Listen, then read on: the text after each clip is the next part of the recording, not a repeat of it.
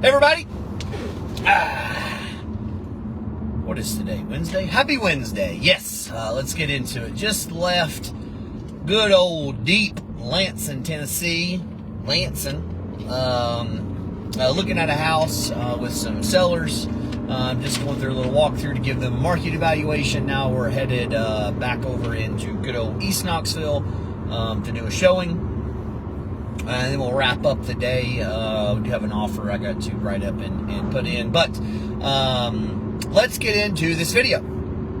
Let's talk about numbers. As many of you know, I am a numbers geek. I love math. Numbers are facts, not opinions. And that's a big reason why I like it. So we just purchased a couple weeks ago, I don't know, 2-3 weeks ago, our 16th rental property, which is just crazy to think about, that we have now 16 rentals, all spread out around what I kind of call the Knoxville area. We have several in downtown Knoxville, and then we have several what I kind of call within, really an hour within the Knoxville area. This one is out in Sunbright, Tennessee. I'm from Morgan County, so buying out in Sunbright, far for some people, but not super far for me. There's hardly any rental properties out there. We looked online, hardly anything for rent, which was why we wanted to purchase out there, as we feel that there will be a tremendous amount of demand, and there has been. We've pretty much already secured a renter for it. Yeah, it was a great little home, newer home.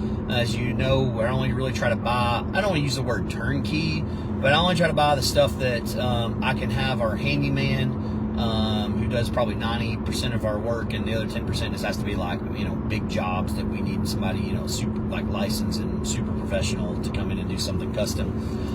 But anything, he can do a lot. So that's what I really look for there. So let's get into the numbers here, right?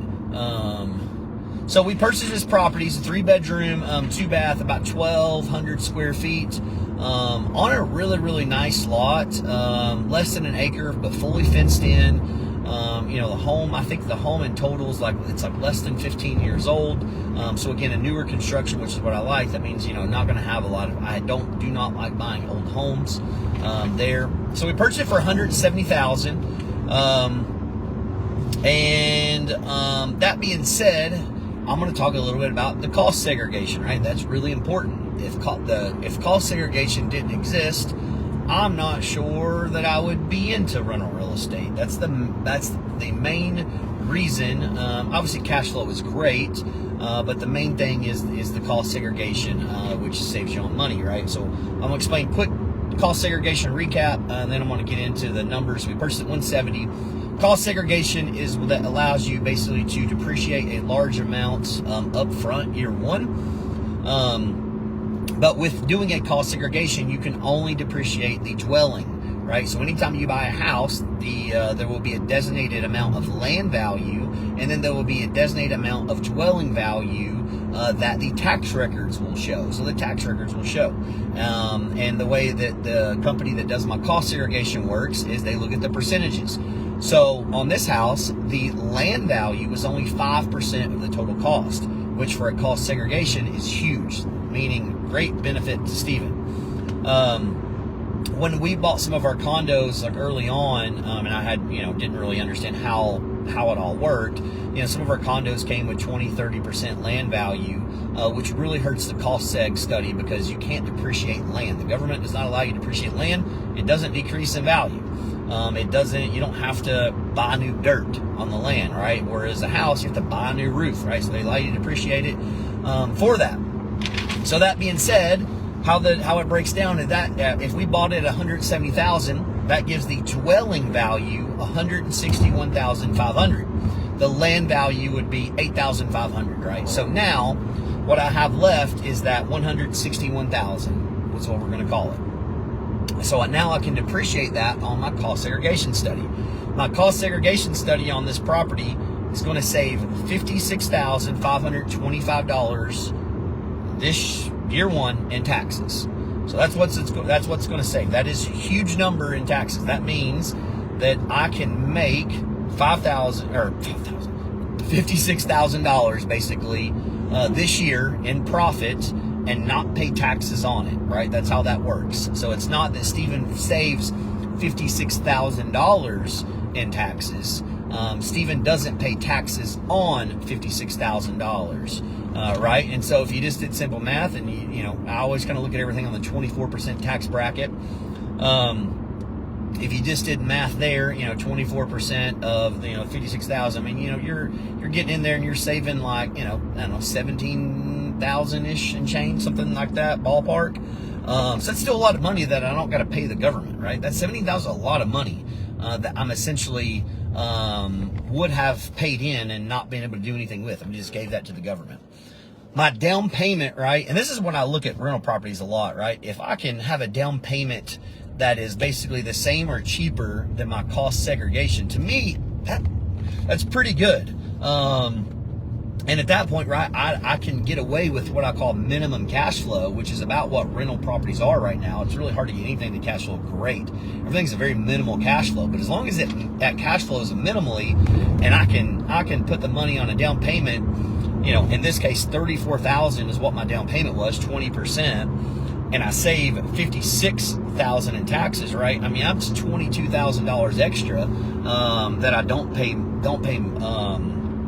taxes on.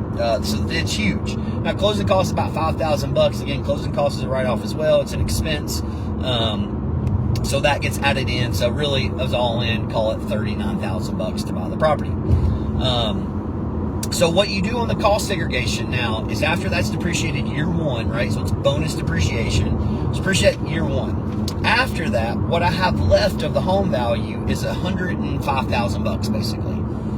So what I have left to depreciate over 27 and a half years, $105,000. So you divide that by 27 and a half.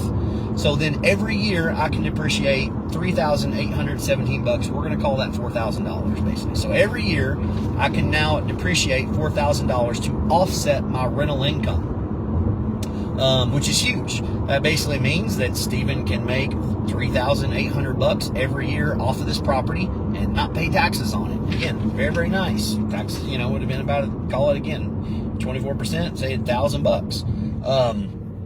So how's the numbers break down from what I pay to what we make and everything there? So our monthly payment of principal, insurance, taxes and interest, right? Because we got this property at 7.5% interest, which sucks. I know. Actually, if I would have waited like 4 days, I probably could have gotten 7% when it dropped. That would have probably gave me like $50 more in cash. Made like $600 more a year. But it is what it is. Still cash flows. So monthly payment, I'm all in. Now again, this is not to count repairs. This is not count me mowing the grass. Is $1,300. Essentially, I just rounded up to make easy numbers. And then there, rent, we're renting this out for $1,600. We've already got a verbal agreement, handshake. Actually got that today to rent it out for that. So that gives us a cash flow of $300 a month, which is not much. And I can go ahead and tell you, in 2020, 21, and 22, I would probably not have touched anything that was only a $300 cash flow.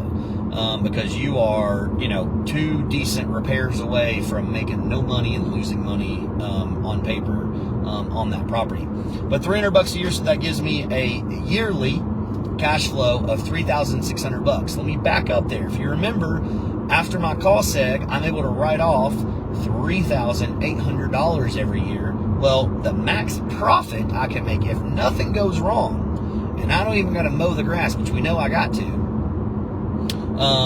that means I will make all that money on this property, all my rent profit, completely tax-free, which is really awesome. That's where you want to be at. You want your depreciation to basically offset your rental income. Therefore, you make that money completely tax-free. It's how the game is played. So I looked at some numbers here, right? Because again, $300 is not a lot of cash flow on the property. But I said, you know what? What happens when rates drop at 5%? Well, rates drop to 5%. I can refi At that point, my payment's going to go down to like $950, 950 bucks, give or take a little bit. That's going to be an extra $350 to $400 in cash flow. So now all of a sudden that thing's cash flowing at $650 to $700 a month. So now we're talking, now that property is making me, you know, it's making me $7,000 to $8,000 a year in positive cash flow. That's a good number. That's where you want really your rental properties to be at. So that's very strong. Numbers wise, and I think, you know, within 2 or 3 years rates will be back down there, and, you know, we'll refi and make that happen, go ahead and lock that in. So when I bought this, it needed a little bit of work. So what I will say is this home is worth a whole lot more than $170,000.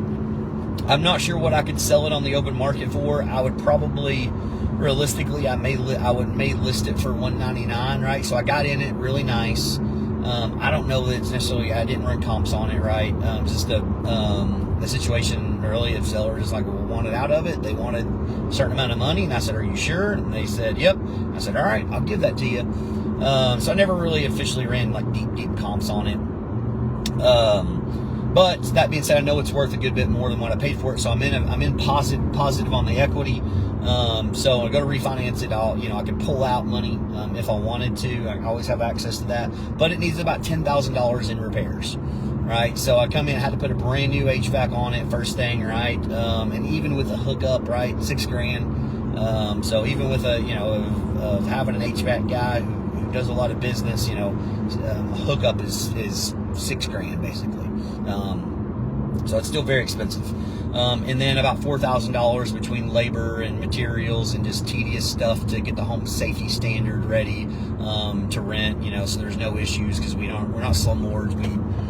Somebody calls us with an issue, we're doing everything we can to get out there and get it fixed, and it is what it is. We want our people to be happy, so they take care of it and not destroy our places.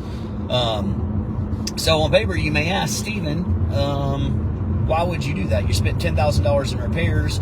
Well, just by doing simple math, Stephen, you're going to have positive cash flow 3 years in a row with no other expenses going wrong in order just to make your $10,000 back. True, but again, did this, and ultimately what all of our rentals will do, because cash flow just is not a thing right now. That makes sense to buy a property if you're looking at just the cash flow and buying it because of the cost seg. Buying it because of the write-off, right? So it's a tremendous amount of money, $56,000 that you don't have to pay taxes on, and so that's what I'm constantly trying to do every year, is to acquire properties to offset our positive income, or I'll call it, our W-2 or business profits there, and that's why also investing in other businesses and the insurance company, right? I'll lose money on insurance for sure. But I'm able to kind of offset that, by way of the profits in other things. So it just makes sense to kind of keep trying to grow that, so you don't pay taxes, and acquire assets at the same time that will go up in value. I'm getting caught mouth. That will go up in value, and also on paper, make you a little bit of money monthly. So there's the numbers.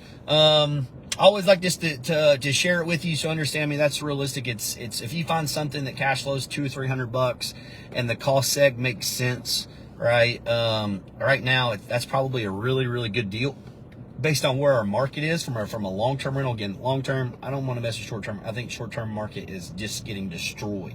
I think it's falling out. It makes sense for short-term, makes sense for high income earners that are W-2. And so what I mean by that, people that are making $250,000 a year or more, 500 million, all that. People that are making big money in your W-2, like a doctor, an attorney, stuff like that.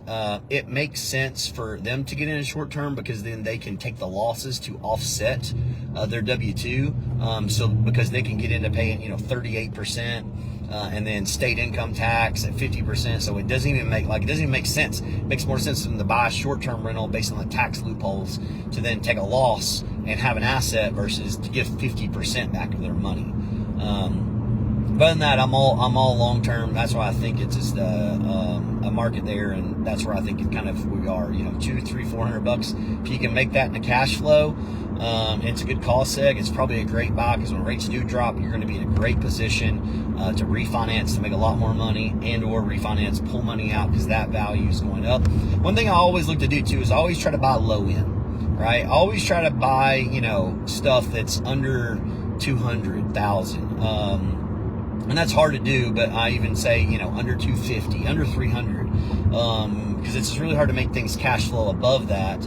So I try to stay in that. Plus, you know, if anything changes the market, there's a really high upside of that home increasing in value and a really low side of that home ever decreasing in value because of just inventory and supply demand. So just let you into a little bit of strategy of kind of what I look for and all that stuff in my decision making purchase of that. But as always, questions, real estate, insurance, investing, taxes, I'm always you know, happy to chat and at least let you know, hey, yeah, here's what I would do.